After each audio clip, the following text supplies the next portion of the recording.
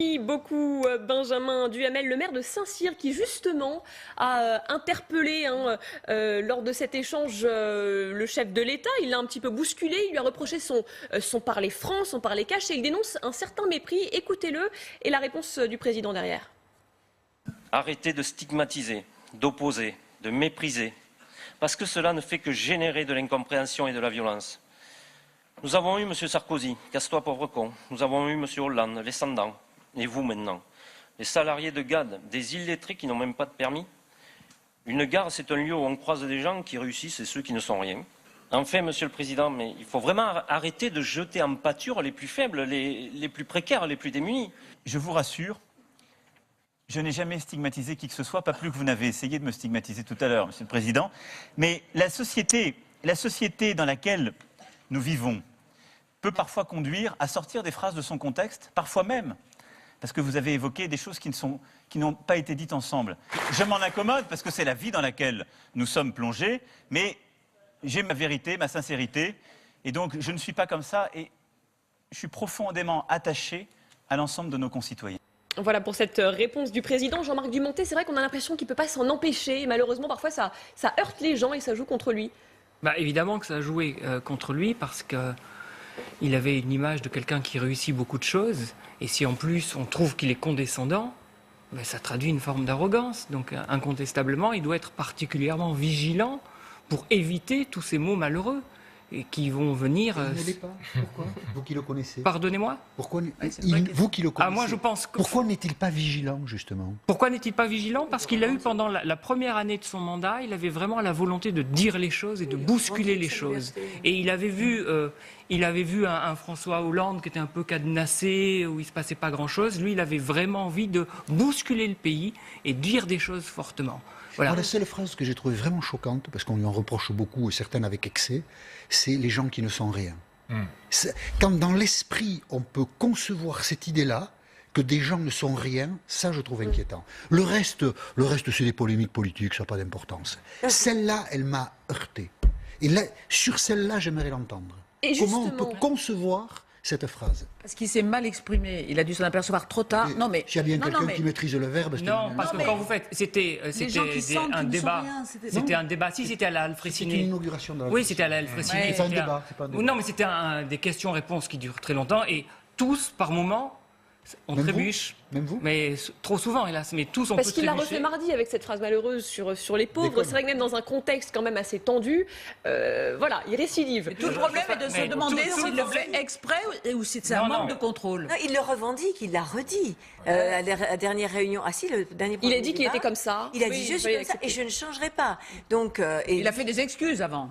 Enfin, c'est des excuses. Si, bah oui, il a reconnu. Pour le coup, c'est l'accord. On en parlait. C'est dangereux de parler 3 heures. Mais quand on dit, ouais, bien sûr. C'est dangereux de parler 3 heures. On va bientôt se taire. Surtout que tout le monde est à l'affût pour savoir le petit dérapage qui va se produire. Et que les réseaux sociaux, les oppositions passent leur temps à couper des extraits de discours en enlevant ce qu'il y a avant et ce qu'il y a après. C'est comme les sans-dents. On avait raison de dire que jamais. Parce que on n'a pas entendu François Hollande le dire. Non, on n'a jamais entendu François Hollande dire. C'est Valérie qui a dit qu'il l'avait dit. Oui, il l'aurait jamais dit devant les Français. C'est totalement différent. Ah mais elle n'a pas dit qu'il l'avait dit. Mais justement là, Jean-Christophe Gallien, il essaye de casser cette image arrogante avec ses échanges. On l'a vu aussi interpeller un peu plus tôt dans la matinée, aller voir directement un retraité, regarder ces problèmes de CSG, etc. Emmanuel Macron, on sent bien qu'il est dans d'une caractère hybride ou composite comme toute sa démarche finalement. Il y a cette espèce de caractéristique qui est la ligne est parfois compliquée à suivre et donc l'expression de ce qu'il est, de sa manière de voir la France, de sa manière d'autres sujets, est toujours entre ces deux. Il y a 80% de ce qu'on vient de voir là, c'est-à-dire charmeur, un candidat en campagne, quelqu'un qui est capable d'emporter les gens, et puis par moment quand même, il n'est plus tout à fait le président de la République. C'est-à-dire qu'il sort des lignes, et là pour le coup, moi je suis pas tout à fait d'accord avec vous, je pense que toutes les phrases qui ont été ressorties à un moment donné sont sinon indignes, parce que c'est compliqué de dire qu'elles sont indignes, mais en tout cas elles ne sont pas bienvenues quand on est Emmanuel Macron justement et qu'on émet après une campagne de ce type de propos dans un contexte qui est compliqué, complexe, et ça n'a pas été qu'en France, ça a été aussi à l'étranger, depuis l'étranger. Donc à chaque fois, on ne peut pas dire que c'est un hasard. Il est là dans une opération qui est en tout cas une prise de parole maîtrisée et contrôlée. Jean-Michel Votre Apathy. interrogation est intéressante, Julie. Il cherche à casser son image. Est-ce qu'il y arrive? quand il fait son truc dans l'heure, là, du coup, il montre sa personnalité et ce que sa personnalité a de séduisante. C'est-à-dire, augmenter l'ISF, ça ne changera pas l'avenir d'un seul gilet jaune. Dire le contraire, c'est de la pipe, ou je ne sais pas comment il a dit. Bon. Là, c'est bien. Ça, c'est pas très mais pardon, c'est une expression traditionnelle. Hein. Que les communicants réfléchissent. Non, mais ça, c'est très bien. Non. C'est lui, ça. Hein, c'est vraiment lui. Ça, c'est très bien. Mais que les communicants réfléchissent. Nous faire ça 2 fois par semaine, c'est de l'overdose. C'est-à-dire qu'on casse les faits. Si on cherche à montrer qu'Emmanuel Macron a une personnalité séduisante, on le montre une fois, 15 jours plus tard, peut-être, mais pas 2 fois par semaine. Ras-le-bol. C'est un vrai problème politique, parce que à essayer de montrer qu'il n'est pas celui qu'on croit qu'il est, il va nous montrer autre chose. C'est qu'il veut occuper le devant de la scène, qu'il n'y a que son ego qui compte, qu'il veut reprendre et donc détourner le grand débat. C'est un risque politique. Il a une mauvaise stratégie. On voit bien qu'il y a une volonté d'éteindre le reste. C'est-à-dire qu'en gros, la volonté, c'est de surdimensionner justement l'expression présidentielle, de la rendre tout à fait dominante. Bien, ça n'est pas bien. Et alors ça, c'est un vrai choix politique, en tout cas de choix stratégiques politiques. Après, derrière, je ne suis pas sûr qu'ils tiennent la route pendant les 13 régions. On va avoir un peu moins, ça ne sera pas 2 fois par semaine, ça sera 1 fois et demie, donc ça va décaler un peu. Mais c'est un vrai choix pour éteindre l'incendie. C'est-à-dire que l'idée, c'est qu'on souffle là-dessus. Alors après, soufflant l'incendie, on peut faire. Moi, Isabelle Véramasson. Moi, ce que je crains, c'est que l'arrogance ne soit pas seulement des petits mots, des phrases, des attitudes. C'est aussi de dire aux Français, je suis tout seul face au maire et je peux répondre à toutes les questions, quel que soit le moment. Nous, les intellos, les journalistes, etc. Sûrement moi, sûrement pas. Mais en tout cas, on est épatés parce que justement, on se dit, moi, j'arriverai pas à le faire.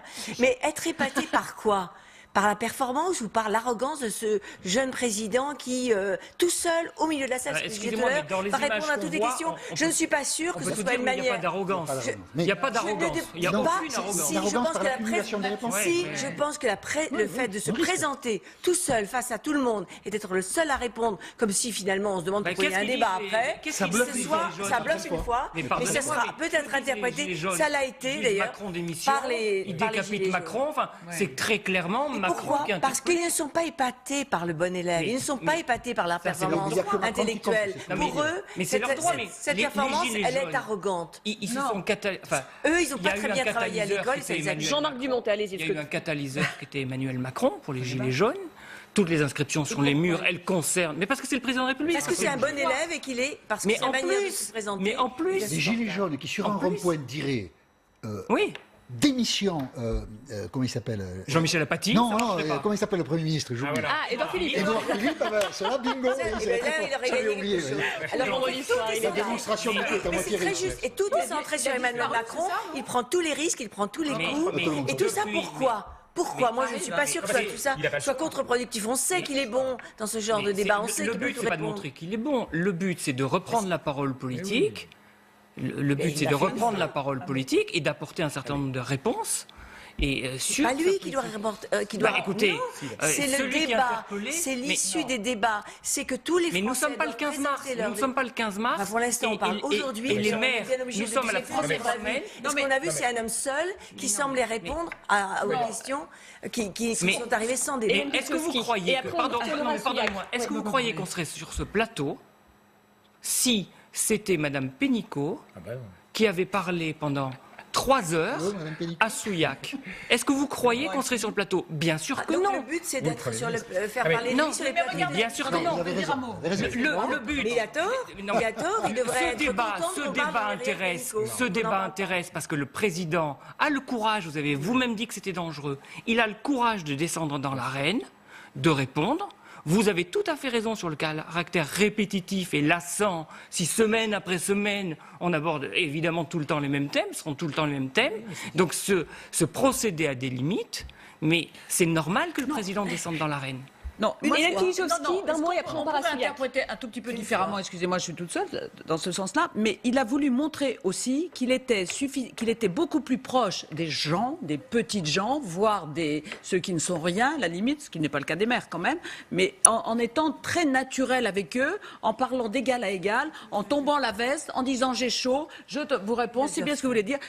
Mais si, vous l'avez pas vu, c'est ce qu'il a essayé de montrer. Il a voulu mettre à mal son image jupitérienne moyenne d'intellectuel supérieur enfermé sur son Aventin à l'Élysée avec ses experts autour de lui. Ils disent, mais regardez, je suis tout seul, je peux parler avec vous, on est d'égal à égal, je suis bien, je suis là, et il touche tout le monde, il est très tactile, vous l'avez vu faire avec les maires, il est comme ça. Donc pour essayer effectivement de démolir cette image déplaisante de lui. Et quant aux dérapages verbaux, la question est encore posée de savoir si c'est volontaire, il parle comme il est, c'est-à-dire par les caches, c'était ce qui définissait sa méthode. Il disait, la bien-pensance, j'en ai par-dessus la tête, je vais dire la vérité aux Français. Vous voulez trouver un emploi, c'est en face. Bon, alors est-ce que ça c'est voulu ou est-ce qu'il a parfois des actes manqués, et ça c'est plus embêtant pour lui. Allez, on retourne à Souillac, retrouver l'une de nos envoyées spéciales, Amélie Caron.